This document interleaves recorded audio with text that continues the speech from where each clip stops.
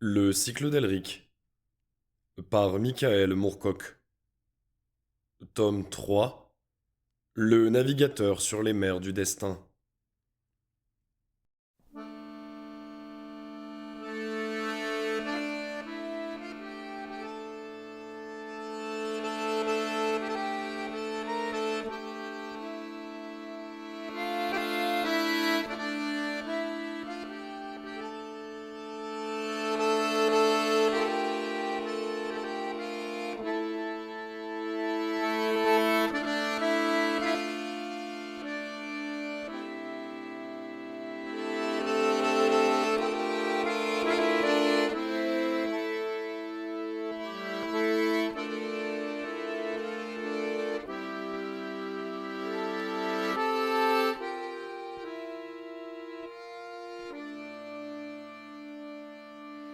Quand tout sera le bas sur le banc de Terre-Neuve, ah dis-moi, beau Gaby, comment mangeras-tu?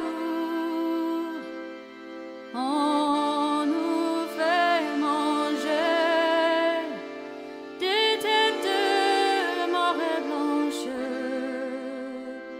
Mais ça ne remplace pas la bonne soupe aux choux. Quand tout sera le bas sur le banc de Terre-Neuve, ah dis-moi, beau Gaby, tu vas en boire à tout. On nous donnait boire que de l'eau croupillée. Le beau geron de gouttes, il n'y a pas pour nous. Quand tout sera le bas sur le banc de Terre-Neuve, ah dis-moi, beau Gaby, comment dormira-tu? On nous fait dormir que 2 heures sur 24 et le reste du jour, on nous fout des coups. Quand tout sera le bas sur le banc de Terre-Neuve, ah dis-moi, beau Gaby, que l'argent gagnera tout. On nous fait travailler et sœurs saigner l'armée. Les dernières d'argent, on n'en voit pas beaucoup. Après tant et tant d'horribles misères, dis-moi, beau Gabier, répartirais tout. J'étais bien forcé de faire comme mon père. J'espère que non gars ne verra pas comme nous.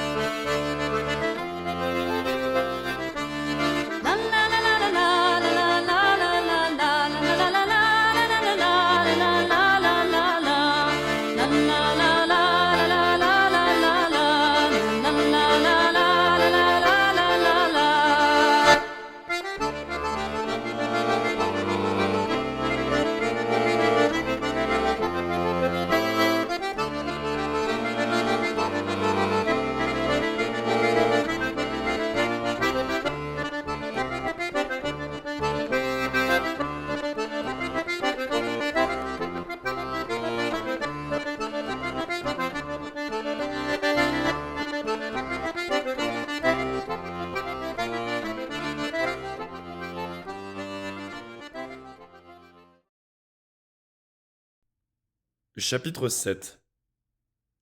C'est Smyorgan qui, le premier, aperçut la porte pourpre.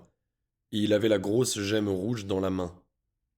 Là, Elric, là fit-il en désignant un point droit devant eux. Saxif Dan ne nous a pas trahis. La mer s'était mise à bouillonner en énormes vagues tumultueuses, et, comme la grande voile gisait toujours en un amas confus sur le pont, l'équipage avait bien du mal à gouverner le navire. Mais la perspective d'échapper au monde du soleil bleu poussait chacun à se dépenser sans compter. Et, lentement, la nef d'or s'approchait des imposantes colonnes pourpres. Ces colonnes surgissaient des eaux grises et rugissantes et projetaient un étrange reflet sur la crête des vagues. Elles ne semblaient guère consistantes et, cependant, résistaient sans broncher au pilonnage des tonnes d'eau qui s'abattaient sans cesse autour d'elles. Espérons qu'elles sont plus espacées en fait qu'en apparence, dit Elric. Ce ne serait déjà pas tâche facile de passer au milieu par temps calme, mais avec une mer aussi démontée. Oui, mieux vaut que je prenne le gouvernail, je pense, dit le comte Smyorgan, en tendant la gemme à Elric. Et, traversant à grande enjambée le pont qui gîtait, il monta à la timonerie couverte pour relever l'homme de barre tremblant de peur. Elric ne pouvait rien faire d'autre que de regarder Smyorgan diriger l'immense vaisseau face aux vagues en s'efforçant de le maintenir sur la crête, dont il plongeait cependant parfois avec une brutalité telle qu'Elric en avait le cœur au bord des lèvres. Le navire se trouvait alors entouré de menaçantes falaises liquides, mais chevauchait à nouveau une vague avant que la masse d'eau ne pût s'abattre de toute sa force sur le pont. Cependant, Elric se trouva bien vite complètement trempé. Son bon sens lui disait qu'il ferait mieux de rentrer, mais il restait pourtant là, cramponné à la rambarde, à regarder Smyorgan diriger le navire avec une prodigieuse sûreté de main vers la porte pourpre. Soudain, le pont fut inondé de lumière rouge, et Elric fut à demi aveuglé. Des flots d'eau grise volaient de toutes parts. On entendit un effroyable raclement, puis le craquement brutal des rames qui se brisaient contre les colonnes. Le vaisseau frémit et se mit à virer pour présenter le travers au vent. Mais Smyorgan le força à revenir au lof, et soudain il y eut un changement subtil dans la qualité de la lumière, bien que la mer fût toujours aussi tumultueuse. Et, au plus profond de son être, Elric eut la certitude que là-haut, par-delà les épaisses nuées, brillait de nouveau un soleil jaune. Mais à présent, de sinistres craquements et des bruits d'écroulement montaient des entrailles de la nef, et l'odeur de moisissure qu'Elric avait remarquée auparavant se fit plus forte, presque suffocante. Smyorgan, qui avait de nouveau cédé la barre, accourait, le visage blême. Le navire est en train de se disloquer, Elric cria-t-il par-dessus le bruit du vent et des vagues. Il vacilla. Une énorme muraille d'eau s'abattait sur le vaisseau, arrachant plusieurs planches au pont. Notre navire, il tombe en morceaux, mon vieux Saxif Dan a essayé de nous prévenir, cria Elric en réponse. Tout comme pour lui-même, c'est la magie qui permettait à son vaisseau de subsister. Celui-ci était déjà vieux lorsqu'il l'a piloté jusqu'à ce monde. Tant qu'il y restait, je crois, la magie qui le préservait gardait sa force. Mais sur ce plan-ci, elle n'a plus de pouvoir du tout. Mon Dieu, regardez !» Et il arracha un morceau de rambarde dont il effrita entre ses doigts le bois pourri. Il nous faut trouver un madrier encore en bon état. » À cet instant, une vergue dégringola du mât et s'abattit sur le pont où il rebondit et se mit à rouler avec eux. Elric s'en approcha et, rampant sur le pont en pente, s'en saisit et l'examina. Cet espar est encore bon. Utilisez votre ceinture, ou ce que vous pouvez pour vous y attacher. Le vent gémissait dans le gréement qui se désagrégeait. Les vagues frappaient les bordages, y ouvrant de grandes brèches au-dessous de la ligne de flottaison. Parmi l'équipage, la panique était maintenant complète. Certains de ces gredins essayaient de mettre à la mer des canots qui tombaient en morceaux alors même qu'ils pendaient encore au bossoir. D'autres se jetaient à plat ventre sur les ponts pourris et, Quels que fussent les dieux auxquels il rendait encore un culte, il leur adressait des prières. Elric se sangla aussi solidement que possible à la vergue brisée, et Smjorgan suivit son exemple. La première vague qui frappa le navire de plein fouet les souleva, les emporta par-dessus ce qui restait de la rambarde et les précipita dans les flots glacés et hurlants de cette effroyable mer. Tout en fermant bien la bouche pour ne pas avaler trop d'eau, Elric songeait à l'ironie du sort qui l'affectait. Après s'être tiré d'un si mauvais pas, il semblait voué à une mort des plus banales, une mort par noyade. Il ne fallut pas longtemps pour qu'il perdît conscience, et s'abandonna aux eaux tourbillonnantes, et, somme toute, amicales de l'océan. Il s'éveilla en se débattant. Il y avait des mains sur lui. Il s'efforça de les écarter, mais il était trop faible. Quelqu'un se mit à rire, d'un bon gros rire jovial. Autour de lui, les vagues ne s'écrasaient plus en rugissant. Le vent ne hurlait plus. Il sentait à la place un mouvement plus doux. Il entendait les vagues clapoter contre le bois, et il comprit qu'il était à bord d'un autre navire. Il ouvrit les yeux. Un chaud soleil jaune lui fit cligner des paupières. Des marins villémiriens, aux joues rubicondes, baissaient vers lui des visages fendus de larges sourires. « Hé, vous êtes un heureux homme !» lui dit l'un d'eux. « Si tant est que vous soyez un homme. » Et et mon ami fit Elric qui s'inquiétait de Smjorgan. « Ah, il est en meilleure forme que vous. Il se trouve à présent dans la cabine du duc Avan. » Le duc Avan. Le nom lui était connu, mais, dans son hébétude actuelle, il ne pouvait se rappeler aucun détail qui lui permît de situer cet homme. « Vous nous avez sauvés ?» ?»« Oui, da. On vous a trouvé dérivant tous deux, attachés à un morceau de vergue orné des plus étranges sculptures que j'ai jamais vues. Un vaisseau melnibonéen que c'était, je crois. »« Oui, c'est cela. Mais plutôt vieux. » On l'aida à se remettre sur pied. On l'avait dépouillé de ses vêtements et enveloppé de couvertures de laine. Déjà, le soleil lui séchait les cheveux.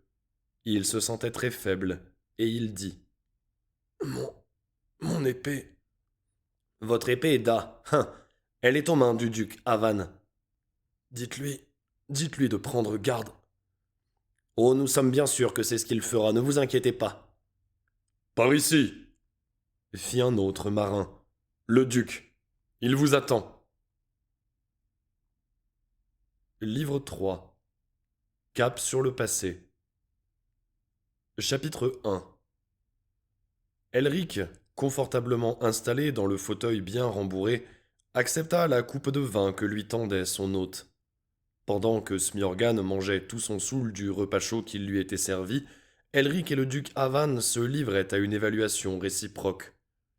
Le duc Avan, homme d'une quarantaine d'années au beau visage carré, portait une cuirasse d'argent dorée, par-dessus laquelle était drapée une cape blanche. Son haut de chausse, qui s'enfonçait dans des bottes noires montant jusqu'aux genoux, était en daim couleur crème. Sur une petite table marine à côté de lui était posé son casque, empanaché de plumes écarlates. « Je suis très honoré, messire, de vous recevoir à mon bord, » dit le duc Avan. « Je sais que vous êtes Elric de Melniboné. Il y a plusieurs mois que je vous cherche. Depuis, en réalité, que j'ai ouï dire que vous aviez quitté votre patrie et votre trône pour parcourir en quelque sorte incognito les jeunes royaumes. Vous en savez long, messire. Oh, je suis moi aussi, par choix, un voyageur. Je vous ai presque rattrapé au Picaraïd, à vrai dire, mais je crois comprendre qu'il s'y produisit quelques anicroches. Vous partîtes précipitamment, et je perdis alors complètement votre trace. J'étais sur le point de renoncer à vous demander votre aide lorsque, par le plus grand des hasards, je vous découvris flottant sur les eaux. Et le duc Avan se mit à rire. Vous avez l'avantage sur moi, dit Elric en souriant.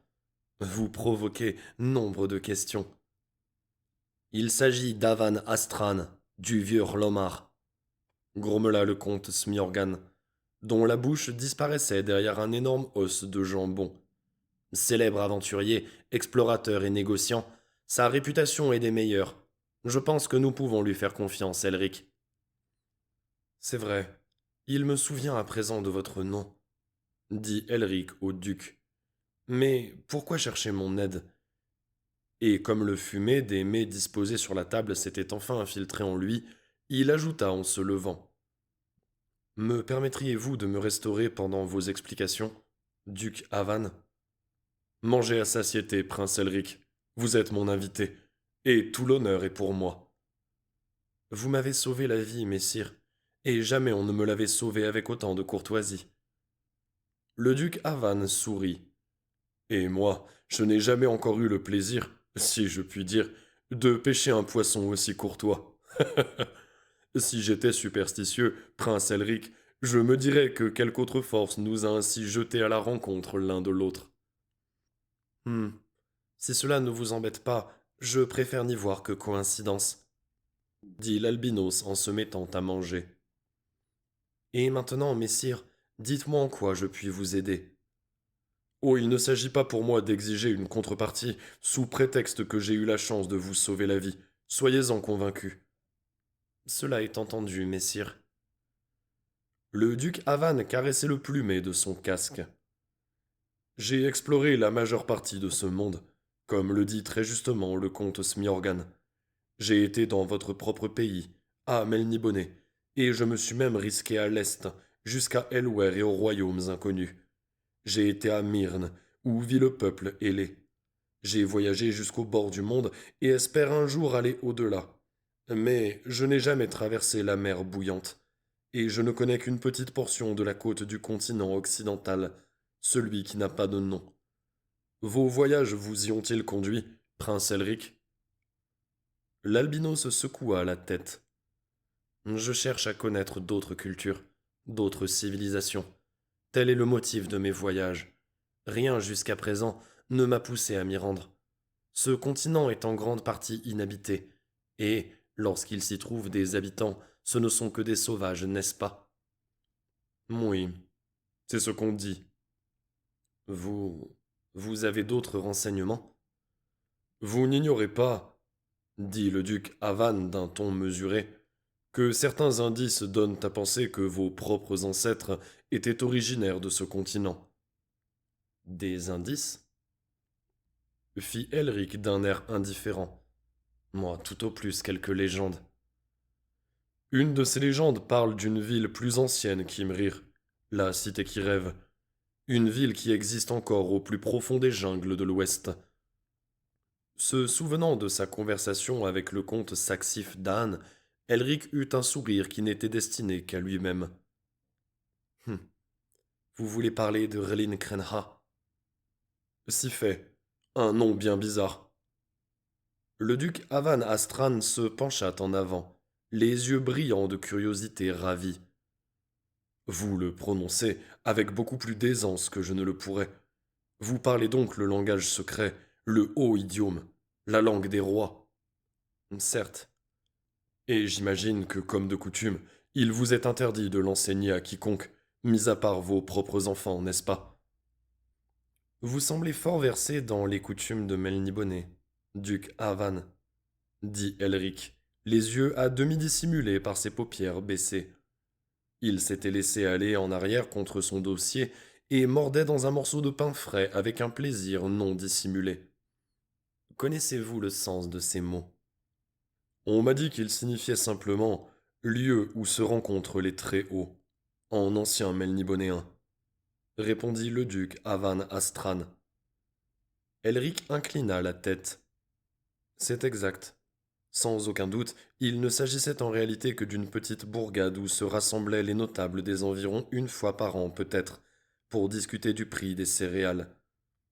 Le pensez-vous vraiment, prince Elric? Elric examina un plat couvert, et y prit du veau enrobé d'une sauce riche et douce. Non, dit-il. Vous pensez alors qu'une antique civilisation a existé avant même la vôtre, et que votre propre culture en est issue? Vous pensez que R'lin Krenha est toujours là, quelque part dans les jungles de l'Ouest? Elric prit le temps d'avaler avant de répondre. Il secoua la tête. Non, dit-il. Je crois qu'elle n'existe pas du tout. Êtes-vous curieux de vos ancêtres? Devrais-je l'être, messire? On dit qu'ils étaient bien différents de caractère de ceux qui fondèrent Melniboné, moins durs. Et le duc Avan Astran regarda Elric au fond des yeux. Elric se mit à rire. Vous êtes définitivement un homme intelligent, duc Avan du vieux Hlomar. Vous êtes perspicace, et oh que vous êtes habile, messire. Le duc Avan répondit au compliment par un large sourire. Et vous, vous en savez beaucoup plus long sur ces légendes que vous ne voulez bien l'admettre si je ne m'abuse. Il se peut, oui. Elric, qui trouvait dans le repas une chaleur nouvelle, soupira. Nous avons la réputation d'être gens fort secrets, nous autres de Melniboné. Oui, dit le duc à Van. Vous semblez personnellement plutôt atypique. Qui d'autre abandonnerait un empire pour parcourir des terres où sa race même est un objet de haine? Un empereur gouverne mieux, duc Avan Astran, s'il a une connaissance directe du monde dans lequel il règne. Melniboné ne règne plus sur les jeunes royaumes. Sa puissance est grande encore. Mais, d'ailleurs, ce n'est pas ce que je voulais dire. Mon opinion est que les jeunes royaumes ont à offrir quelque chose qu'a perdu Melniboné. Quelque chose comme la vitalité? Peut-être. L'humanité, gronda le comte Smjorgan, tête chauve. Voilà ce que votre race a perdu, prince Elric. Je ne parle pas de vous, mais voyez le comte Saxif Dan. Comment avec tant de sagesse peut-on être aussi niais? Il a tout perdu. Fierté, amour, puissance, parce qu'il lui manquait l'humanité. Et c'est le peu d'humanité qu'il possédait qu'il a détruit. Certains disent que cela me détruira moi-même, dit Elric. Mais peut-être est-ce bien l'humanité que je cherche à ramener à Melniboné, comte Smjorgan. Alors vous détruirez votre royaume, répliqua celui-ci sans embâge. Il est trop tard pour sauver Melniboné. Peut-être puis-je vous aider à trouver ce que vous cherchez, prince Elric, fit doucement le duc Avan. Peut-être a-t-on le temps de sauver encore Melniboné, s'il vous semble qu'une aussi puissante nation soit menacée. De l'intérieur, duc. Elle est menacée de l'intérieur, répondit Elric. Mais je parle avec trop de laisser-aller. Pour un Melnibonéen, cela est exact. De quelle façon avez-vous eu connaissance de cette ville? S'enquit Elric. Je n'ai rencontré personne d'autre dans les jeunes royaumes qui eût entendu parler de R'lin Krenha. Elle figure sur une carte que je possède. Elric prit tout son temps pour mâcher sa viande et l'avaler. Cette carte est sans aucun doute un faux. Il se peut, oui. Vous souvient-il de quelque autre élément de la légende de R'lin Krenha? Oui. Il y a l'histoire de l'être condamné à vivre. Elric repoussa son assiette et se versa du vin. La ville est censée avoir reçu ce nom parce que les seigneurs des mondes supérieurs s'y réunirent jadis pour fixer les règles du conflit cosmique. Leur discussion fut surprise par l'unique habitant de la ville qui n'avait pas fui à leur arrivée. Lorsqu'ils découvrirent l'intrus, ils le condamnèrent à rester éternellement en vie et à garder en tête les choses terribles qu'il avait apprises. Je connais cette histoire, moi aussi. Mais celle qui m'intéresse, c'est celle selon laquelle les habitants de R'lin Krenha ne regagnèrent jamais leur ville, mais au contraire partirent vers le nord et traversèrent la mer. Certains atteignirent ce que nous appelons maintenant l'île du sorcier. Les autres, poussés par une violente tempête, continuèrent leur route et abordèrent enfin dans une île plus vaste peuplée de dragons, dont le venin faisait brûler tout ce qu'ils touchaient. Une île que vous connaissez bien, Melniboné. Et vous voudriez examiner ce qu'il y a de vrai dans cette histoire? L'intérêt que vous y prenez est-il d'ordre culturel? Le duc Avan se mit à rire. En partie, oui, Mais Erlin Krenha m'intéresse surtout pour une raison plus matérialiste, car vos ancêtres, en fuyant leur ville, ont laissé derrière eux d'immenses trésors, en particulier une statue d'Arioche, seigneur du chaos, une monstrueuse idole sculptée dans le jade, avec pour lieu deux énormes gemmes identiques d'une espèce inconnue dans toute autre partie du monde, des joyaux provenant à ce qu'on dit d'un autre plan de la réalité, des joyaux qui pourraient révéler tous les secrets des mondes supérieurs, du passé, de l'avenir et des innombrables niveaux de l'univers. Toutes les civilisations ont des légendes semblables, des rêveries chimériques, Duc Avan, rien de plus. Mais la civilisation des Melnibonéens fut différente de toutes les autres. Les Melnibonéens ne sont pas à proprement parler humains, comme vous le savez bien. Ils ont des pouvoirs supérieurs, un savoir bien plus vaste. Il en fut ainsi jadis, répondit Elric. Mais cette grande puissance et cette grande science, je ne les possède pas. Je n'en ai qu'un fragment. Si je vous ai cherché à Bakshan, puis à Jadmar, ce n'est pas dans l'idée que vous pourriez vérifier ce que j'avais ouï dire. Si j'avais traversé la mer jusqu'à Filkar, puis à Grimiliar, et enfin jusqu'au Picaride, ce n'est pas avec la conviction que vous confirmeriez à l'instant tout ce que je viens de mentionner. La raison de ma quête, c'est que vous êtes, je le crois, le seul homme qui accepterait de m'accompagner au-delà des mers pour découvrir une fois pour toutes la vérité ou la fausseté de ces légendes. Elric inclina la tête et vida sa coupe. Ne pouvez-vous agir seul? Pourquoi vouloir que je vous accompagne dans cette expédition? À ce que je me suis laissé dire, Duc Avan, vous n'êtes pas homme à vous faire seconder dans vos entreprises. Le duc Avan se mit à rire. Je me suis rendu seul à Elwër lorsque mes hommes m'abandonnèrent dans le désert des larmes. Il n'est pas dans ma nature d'avoir physiquement peur. Mais ce qui m'a permis de survivre si longtemps à mes expéditions, ce sont la prévoyance et la circonspection dont j'ai fait montre avant de me mettre en route à chaque fois. Cette fois-ci, il semble que je doive faire face à des périls que je ne puis prévoir. La sorcellerie peut-être.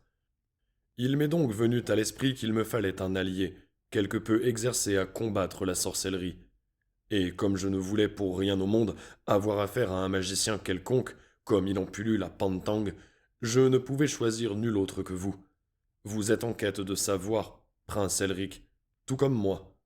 En fait, on pourrait dire que, n'eût été votre soif de connaissance, votre cousin n'aurait jamais cherché à usurper le trône de Ruby de Melniboné. Il suffit, coupa Elric avec amertume. Parlons plutôt de cette expédition.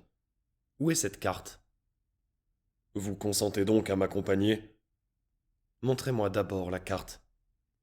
Le duc Avan tira un rouleau de parchemin de son escarcelle. La voici, messire.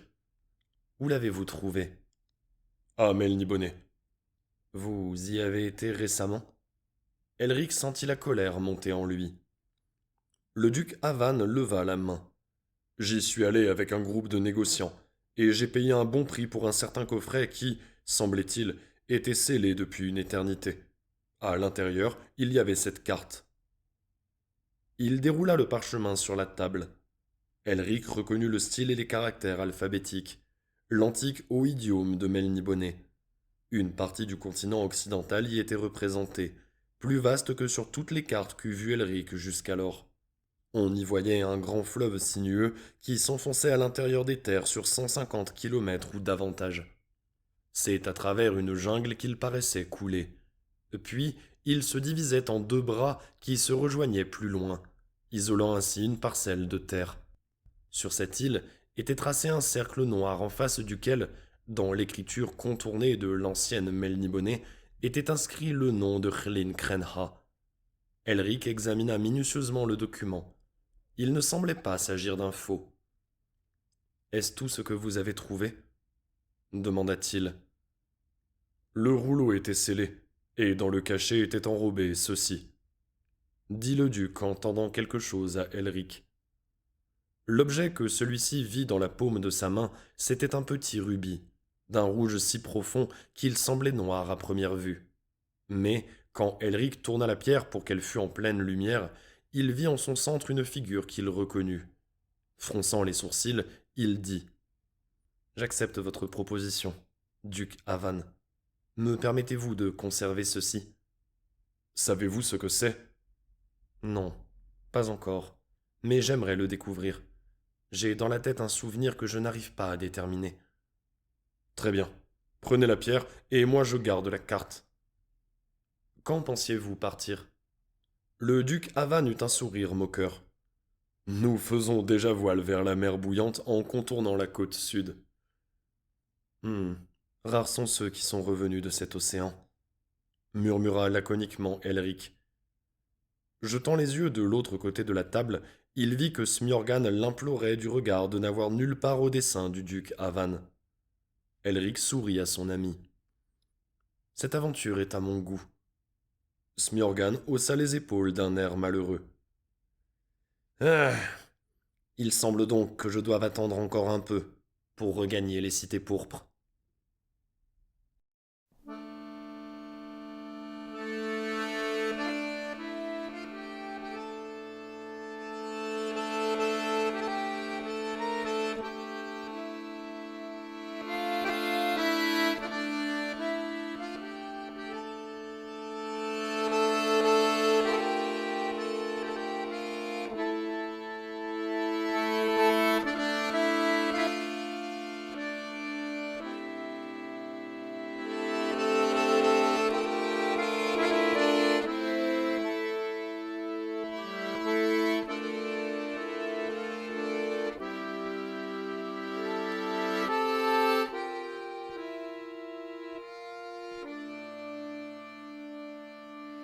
Quand tout sera le bas sur le vent de Terre-Neuve, ah dis-moi, beau Gaby, comment mangera-t-on?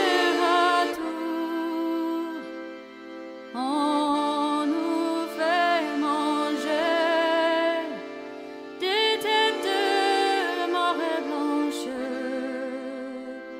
mais ça ne remplace pas la bonne soupe aux choux. Quand tout sera le bas sur le vent de Terre-Neuve, ah dis-moi, beau Gaby, d'où va en boire à tout? On nous donnait boire que de l'eau croupillée, le beau geron de goutte, il n'y a pas pour nous. Quand tout